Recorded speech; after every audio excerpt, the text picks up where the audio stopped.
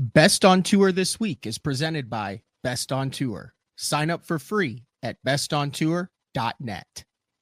Welcome to another episode of Best on Tour this week, presented by Best on Tour, where we break down what happened on and off the water in the world of professional bass fishing. I'm your host, Matt Pangrac, along with Dave Rush from Best on Tour. And Dave, just like that, another Elite Series season has come and gone. Man, we wrapped it up in style on a baseball field of all places there in La Crosse, Wisconsin. But super exciting way to end the season for the Bassmaster Elite Series.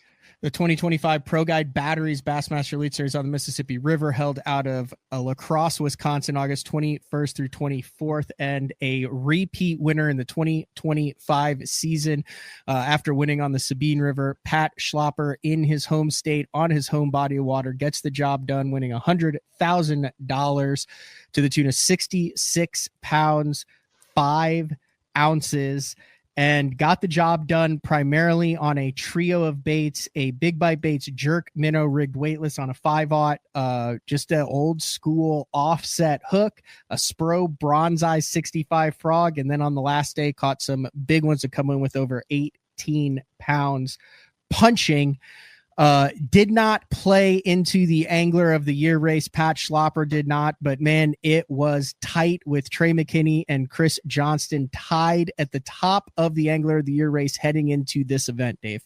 Yeah, when it was all said and done, Johnston takes his second AOY title and back-to-back. Very impressive feat there, joining some rarefied air, winning with 776 points total for the year versus Trey McKinney, who had 768. You saw the leaderboard on the AOY fluctuating day to day. Jason Couric was on top at one point. There was a chance Koya could get in there, but when it was all said and done, Chris Johnston wraps it up in impressive fashion.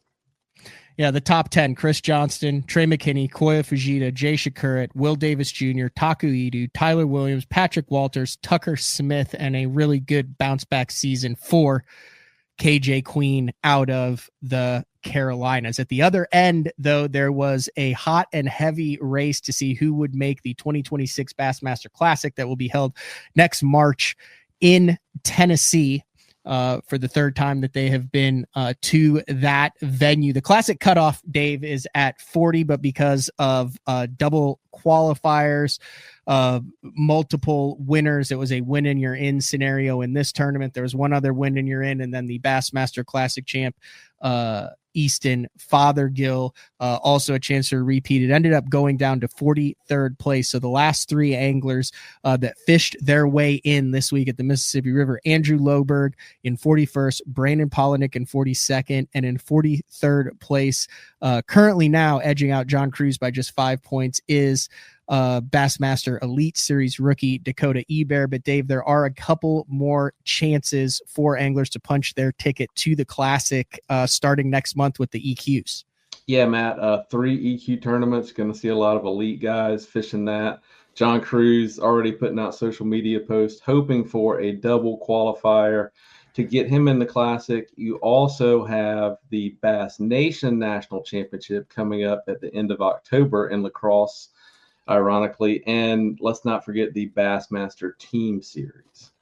5 Bassmaster Elite Series rookies have punched their ticket to the Bassmaster Classic: Tucker Smith, Emil Wagner, Paul Marks, Easton Fothergill, and Andrew Loberg. It was a little bit of a runaway victory for Tucker Smith off of a top 10 finish in La Crosse, primarily on smallmouth, 647 points. The man has collegiate titles. He has 3 back-to-back high school championships. He's got blue trophies, and now he's got the Rookie of the Year title. 647 points, beats Emil Wagner, who had 571 points. So the young career of Tucker Smith living up to the expectations thus far. Yeah, it ended up being a battle of the travel partners and roommates who have been glossed the Surge Squad. Not sure on the origins of that nickname or the meaning of it, but there you have it. The Surge Squad, 1, 2, 3 in Rookie of the Year, and looking for big things to come from those guys in 2026 as well. Over on the Bass Pro Tour side, their season is complete. We're waiting to see how the numbers actually shake up for the 50 anglers that will be competing on the Bass Pro Tour in 2026. However, the Fishing Clash Team Series is taking place currently on Port Huron with 12 teams right in the middle of that. So live coverage for that available on Major League Fishing.com. The third rendition and probably the most publicized and followed rendition of the team series that MLF continues to kind of tweak and evolve every fall as this goes on. A great addition for those looking for more live coverage with that unique team aspect. Yeah, some really cool visuals there, checking out some of the coverage the last couple days. Super clear water up there in Michigan, and a very interesting format to see how those guys work together. Industry news, Dave, you've mentioned it before in past Best on Tour This Week episodes, but a little bit more understanding as we get later into 2026 of how the tariffs are impacting the fishing industry. Yeah, Matt, I've got a lot of questions based on some of our previous shows talking about tariffs, where people are wondering just how it may affect prices of their fishing gear. So we did a deep dive blog on the subject. You can check it out on bestontour.net. Matt will put the link to this blog in the description of the video here. So if you want to get more information on tariffs and how it may affect purchases, it's all there for you.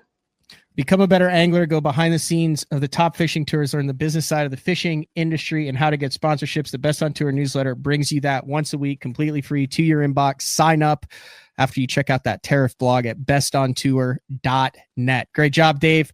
We'll talk to you next week. See you.